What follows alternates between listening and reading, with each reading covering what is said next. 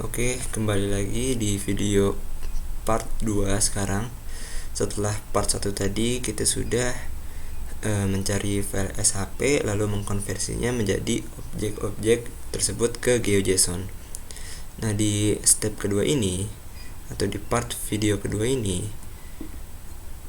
saya akan membuat peta di web berbasis SIG di localhost dengan ketentuan yang tadi menggunakan 3 layer dari point, line, dan polygon, dan juga membuat legenda untuk kontrol layernya, bisa di on atau off kan, dan juga buat tombol list fitur untuk bisa zoomnya ke layer polygon.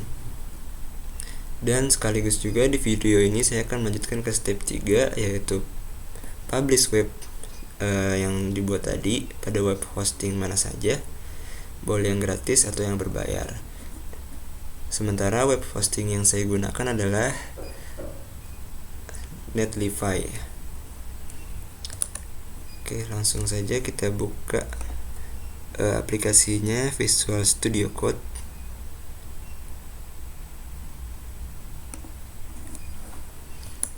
Nah, sudah terlihat ini adalah struktur dasar dari dokumen HTML. HTML itu digunakan dalam aplikasi web untuk menentukan atau membangun struktur-struktur yang nantinya akan dijadikan aplikasi web. Secara garis besar di sini ada bagian head dan body.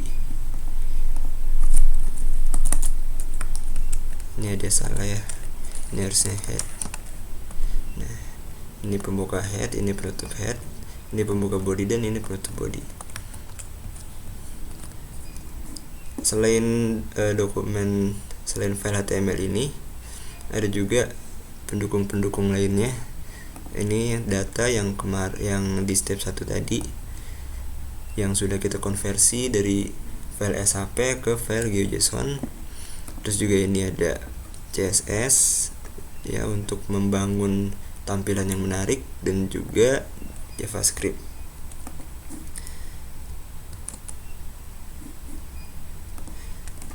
Pertama-tama yang kita lakukan adalah mengimport jQuery dengan CDN. Caranya bagaimana? Dengan menuliskan codingan sebagai berikut. Untuk mengimport semua framework atau bootstrapnya kita lakukan di bagian head ya. Ini import jQuery dengan script seperti ini. Oh iya, ini title-nya bisa kita buat. Misalnya di web ini title-nya adalah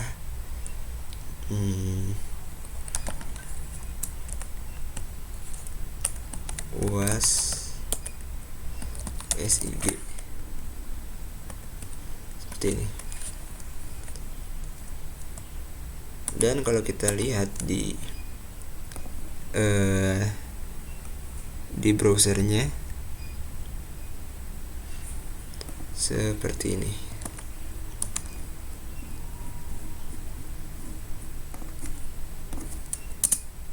Masih kosong, tapi di sini title-nya udah tertulis UAS strip SIG seperti yang sudah saya tuliskan sebelumnya. Sementara alamatnya ini karena localhost, jadi alamatnya localhost slice folder yang saya buat adalah folder projectnya bernama UAS SIG. Oke, kita kembali lagi ke codingannya.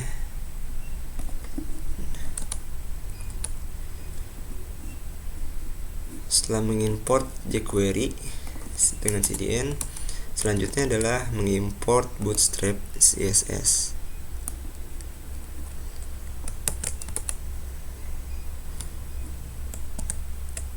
Nah, kira-kira seperti ini codingannya.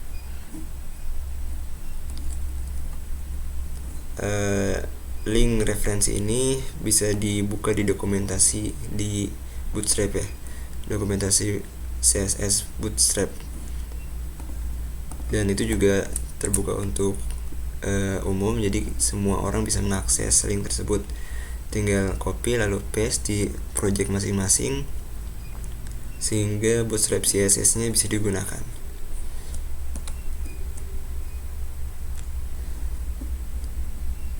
Selanjutnya kita mengimport font.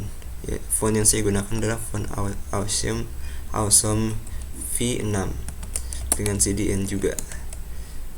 Seperti ini codingannya. Oke, kita rapikan dulu. Oke. Lalu mengimport admin LTE. Admin LTE itu adalah framework front end atau untuk menampilkan tampilan website yang cukup populer dan mudah untuk digunakan. Kita mengimport admin LTE seperti ini dengan link seperti ini. Kemudian kita juga mengimport Lovelet CSS dan Lovelet library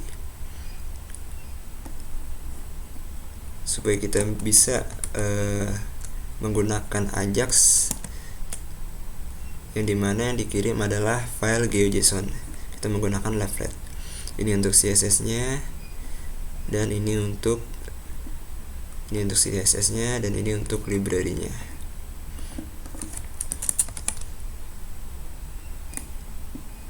Selanjutnya ini berhubungan dengan sidebar.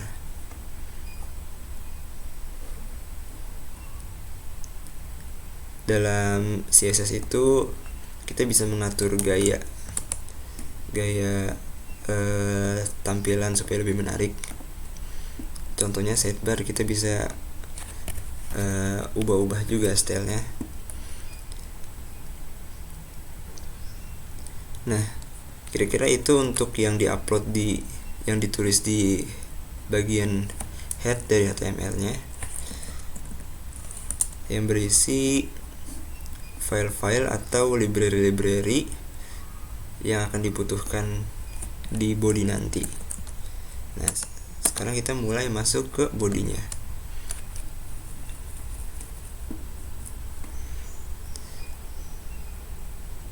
Oke, pertama-tama di body kita buat ini dulu.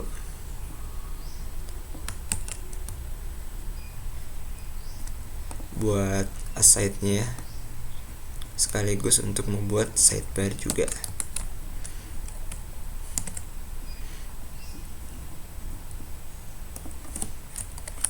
Oke, kira-kira seperti ini. Ini admin LTE framework tampilannya untuk sidebar dan menggunakan Lovelet. Nah, ini logonya sudah saya simpan juga ya. Ada di file image, di sini image, dan ini ada logo. Dan kalau misalnya ini dibuka, logonya adalah logo foto saya. Nah, ini untuk judulnya yang di atas nanti bakal ada nama Abdul Majid Revindo, itu nama saya. Kemudian ini sidebar yang udah diatur. Menu-menu atau konten-konten yang ada sidebar itu kita urus nanti. Kira-kira kita akan mengutamakan untuk memunculkan sidebarnya terlebih dahulu.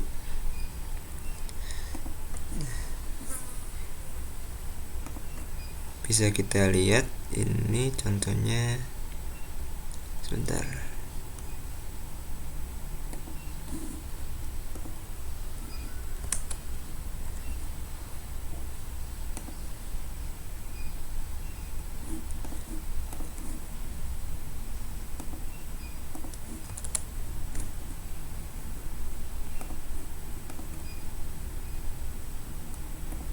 Nah, ini dia. Tadi masih kosong, sekarang coba kita refresh. Oke, masih kosong juga. Oke, karena mungkin di sini lupa saya save ya filenya. Oke, sudah saya save, kemudian kita refresh lagi. Nah, muncul sidebar dan juga nama yang sudah saya tulis, Abdul Majid Revindo, dan juga logonya adalah foto saya sendiri. Seperti itu. Oke, kita lanjut lagi, kembali ke Visual Studio Code-nya. Setelah itu, apa yang perlu kita tambahkan adalah mengisi kontennya ya, konten, tapi ini masih belum memasukkan mapnya, tapi kita perlu memasukkan yang ada di atas judul-judul dari setiap judul-judul yang akan tampil di webnya ini. Langsung saja kita tuliskan setelah penutup aside seperti ini kira-kira. Di sini di judulnya saya menuliskan sistem informasi geografis, lalu NIM saya. Oke, kita save, kemudian kita lihat lagi di browsernya apakah akan berubah. Oke, berubah, muncul judul sistem informasi geografis dan juga NIM saya. Oke, kalau gitu lanjut. Selanjutnya apa yang perlu kita buat adalah konten utamanya ya.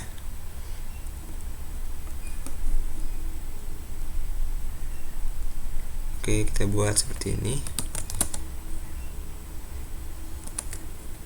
Di bawah ini mungkin kita perlu rapikan lagi ya supaya mudah untuk dipahami. Nah, main content kita save, lalu kita lihat kembali di browsernya, lalu kita refresh. Nah, sudah muncul Kabupaten Bekasi sebagai main kontennya, dan sini saya sudah membuat semacam space atau ruang untuk saya memasukkan map di sini nantinya di bagian yang putih tengah besar ini. Oke, lanjut. Setelah itu apalagi yang kita perlu tambahkan adalah footer.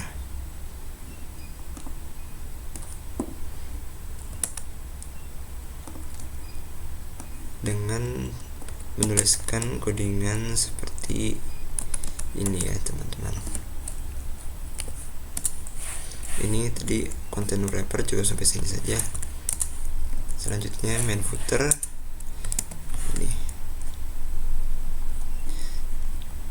Apa saja yang saya tulis di footer itu ada UAS semester ganjil 2023 di bagian kanan ya, jadi di browser nanti akan muncul di bagian kanan bawah. Lalu yang sebelah kirinya itu ada nama saya, Abdul Majid Rivindo, tahunnya 2022, sistem informasi geografis Universitas Sultan Ageng Tirtayasa. Kita save dan kita lihat perubahannya apakah berhasil.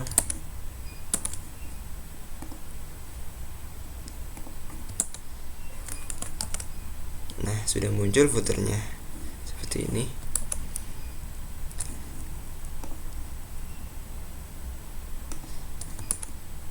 Oke, selanjutnya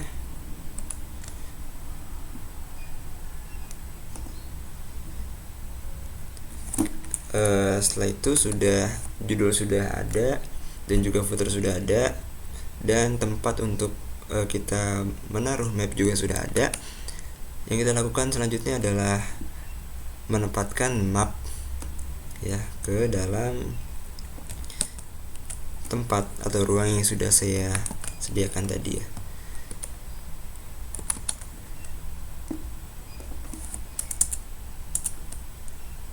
Nah, kayak main footer ini komentarnya kita beri main footer sebagai catatan supaya mudah dipahami. Oke, kita di sini sudah menggunakan script, jadi bahasanya berubah, bukan bahasa HTML lagi ya.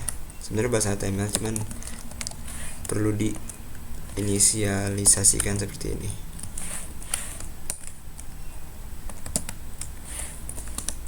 Oke, script yang pertama saya lakukan adalah membuat map Kabupaten Bekasi. Di sini saya menginisialisasikan variabel map.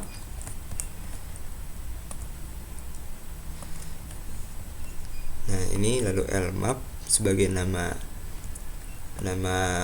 panggungnya. Kalau misalnya dalam ranah object oriented programming ya. Di sini juga map set view. Nah, ini adalah koordinat dari Kabupaten Bekasi. Dari mana saya mendapatkan koordinat ini?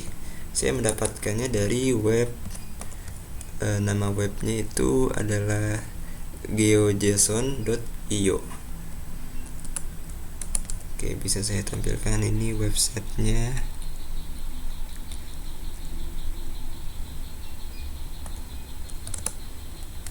Sebentar.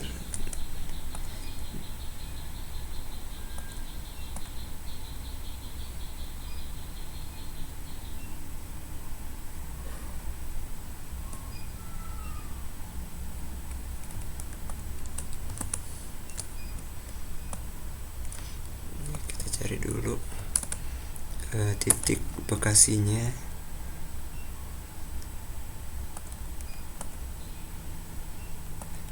Nah, ini dia. Ini titik Bekasi yang saya tempatkan yang akan muncul. Nah, ini adalah koordinat dari titik tersebut. Kita copy langsung ke sini, nah ini. Jadi nantinya aplikasi web akan menampilkan map dengan koordinat seperti ini ya, dengan zoomnya 10. Nah, ini tile layernya dan atributnya supaya bisa muncul. Nah, lalu di akhirnya tidak lupa menuliskan add to map, di mana semua ini nantinya bakal tersimpan di variabel map. Oke, kita coba dulu ya, apakah ada perubahan di sini.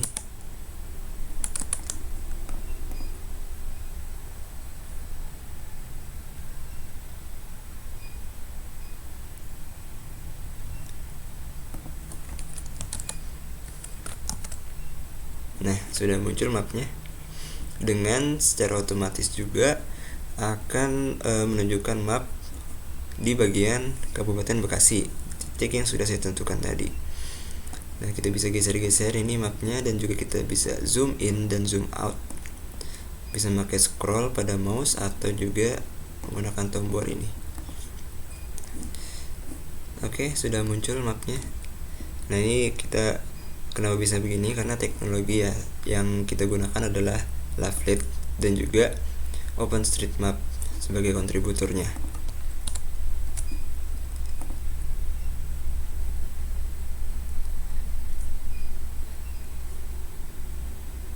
Oke, setelah itu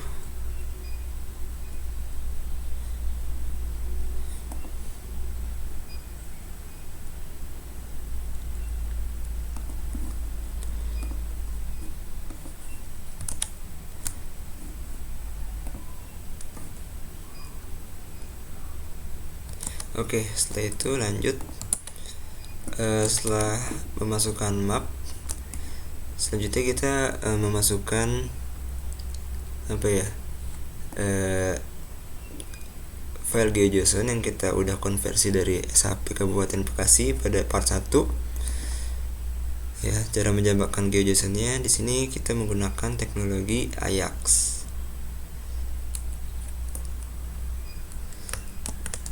Kira-kira akan menjadi seperti ini kalau dituliskan.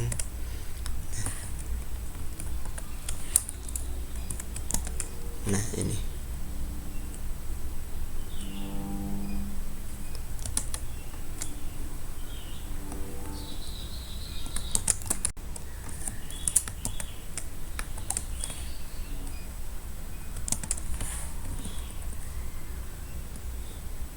Oke. Di sini untuk mendapatkan GeoJSON file-nya. Variabel di sini saya menamakannya GeoJSON area layer, karena di sini yang kita tampilkan itu satu persatu. Yang pertama file yang dalam tipenya adalah polygon dalam SAP. Nah, Di sini menggunakan new LG-JSON Ajax dengan alamat data, karena saya menyimpannya di sini data ya, file-file JSON nya, data slice polygon administrasi ya, kira-kira yang ini yang akan saya panggil. Alamatnya seperti ini. Lalu ini untuk memperindahnya, style, warna, weight, opacity, fill color, dan segala macamnya. Lalu ini untuk menghubungkan antara file GeoJSON tadi yang di dalamnya ada terdiri dari desa-desa yang dimana dari setiap desa itu mau saya tampilkan di navbar. Kira-kira seperti ini. Kita save, kita coba lihat di browsernya apakah berhasil. Oke, sudah muncul ya poligonnya. Sini baru poligon doang, belum ada garis atau titik karena di sini kita menuliskan satu persatu, dan juga muncul tiap-tiap desanya. Jadi kalau diklik, nah akan map secara otomatis menampilkan desa yang kita klik tadi. Oke, kita klik Cicau, akan muncul desa Cicau, Cipenjo, dan sebagainya. Oke, kira-kira seperti ini untuk poligonnya.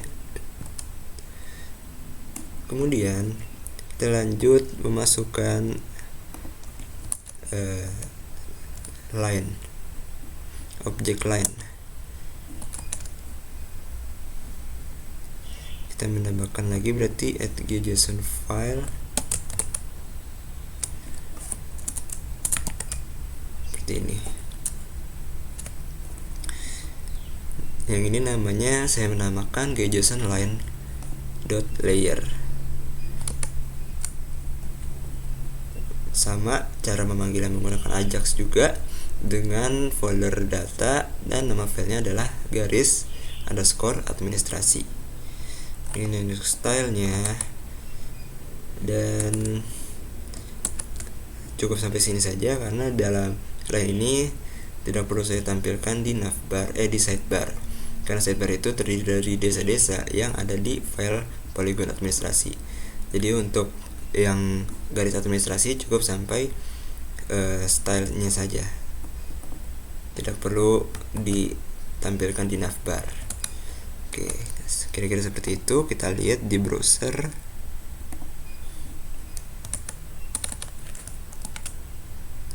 Oke, sudah muncul ya, sudah muncul garisnya, tapi masih belum terlihat karena belum saya tampilkan legendanya. Kita lanjut saja ke file GeoJSON selanjutnya, yaitu titik yang saya panggil di sini adalah titik-titik pendidikan yang ada di Kabupaten Bekasi. Untuk titik ini lebih singkat lagi codingannya karena tidak perlu dibuat stylenya, jadi cukup dipanggil saja. Kira-kira seperti ini. Kita lihat lagi apakah berhasil, di browsernya berubah seperti apa.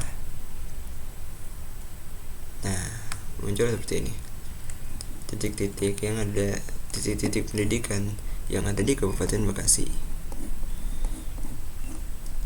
Coba kita Cipenjo ada 1 tempat pendidikan O2, lalu di Bojongmangu tidak ada, Jonggol, Jatgandoang. Oke, di sini ada titik-titik pendidikannya ya. Dan secara keseluruhan di Kabupaten Bekasi itu ada banyak sekali ya titik pendidikannya. Bisa dilihat di sini. Karena Kabupaten Bekasi ini memang secara wilayah cukup luas. Setelah titik pendidikan, kita perlu tambahkan juga di sini ada file GeoJSON line lain, ada file GeoJSON lain lagi yang saya masukkan, itu adalah line sungai.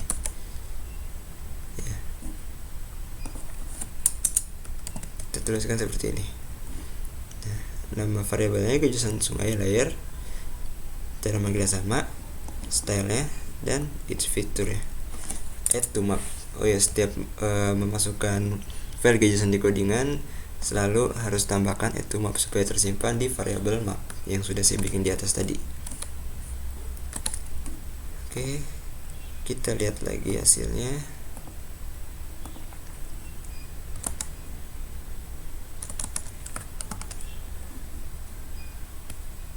Nah, udah ada ya. Tuh berubah tadi. Warnanya di sini warna hijau. Oke, di situ warna hijau terlihat. Supaya bisa lebih mudah ditemukan saja, makanya saya warnain warna hijau. Lalu selanjutnya adalah kita perlu menambahkan ini kontrolnya untuk bisa si user ini bakal bisa memilih untuk menampilkan area saja atau lain saja untuk pendidikan atau sungai. Nah, seperti ini kontrolnya. Variabelnya saya namakan base maps ya, untuk menampilkan area atau line. Nah, namanya tadi yang geoJSON area, geoJSON line. Overlays-nya pendidikan dan sungai. Control layer. Dan terakhir add to map untuk tersimpan di variabel map. Oke, kita cek lagi. Sudah muncul ya seperti ini. Ini kita untuk milih mau menampilkan apa saja dalam map ini. Kita bisa hilangkan, misalnya kita tidak mau melihat titik pendidikan. Nah, kita hilangkan. Nah, ini adalah line administrasi. Kita mau ganti menjadi polygon area. Nah, seperti ini. Sungai bisa kita hilangkan juga. Oke, gitu.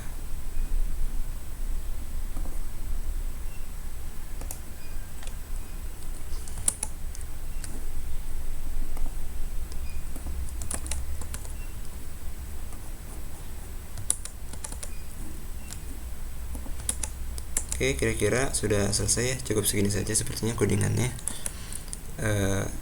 Karena bisa dari yang sudah dibuat sampai sini sudah cukup mewakilkan ya. Di sini ada 3 layer, ada area, line, pendidikan. 4 layer, justru lebih dari 3, dan sungai. Nah, di sini juga ada titik-titik yang diwakili oleh file titik-titik pendidikan. Terus juga line, itu saya menggunakan line untuk menampilkan aliran sungai dan juga menampilkan batas-batas wilayah dari tiap desa. Dan juga untuk yang poligonnya saya gunakan untuk menampilkan tiap wilayah desa yang ada di Kabupaten Bekasi dengan warna yang berbeda-beda untuk memudahkan membedakan wilayahnya. Dan juga di sini dari tiap desa saya tampilkan di navbar ya.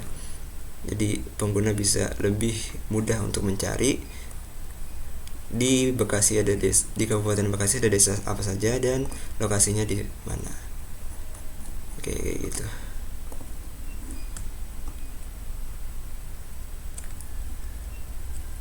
Oke, karena sudah selesai, kita sekarang tinggal menguploadnya ya.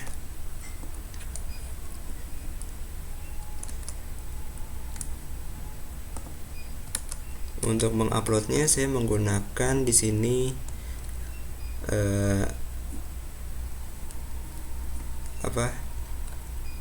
yang gratis ya. Saya menggunakan web hosting gratis yang bernama Netlify. Oke, bisa kita lihat di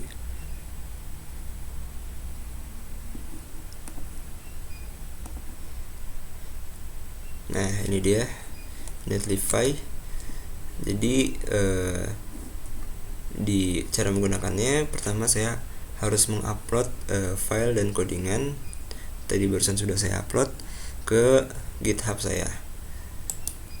Oke, GitHub saya. Kemudian setelah itu tinggal dihubungkan antara repository dari project tadi yang ada di GitHub saya dengan dihubungkan dengan aplikasi dengan Netlify ini.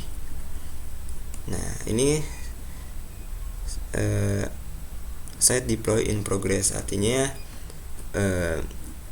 aplikasi tadi sedang dalam proses deploying. Oke. Cukup lama menunggu di sini. Jadi kira-kira cukup sekian saja videonya. Kurang lebihnya mohon maaf. Wassalamualaikum warahmatullahi wabarakatuh. Setelah proses deploying ini selesai, baru keluar link untuk bisa di-upload sebagai pengumpulan bukti step 3.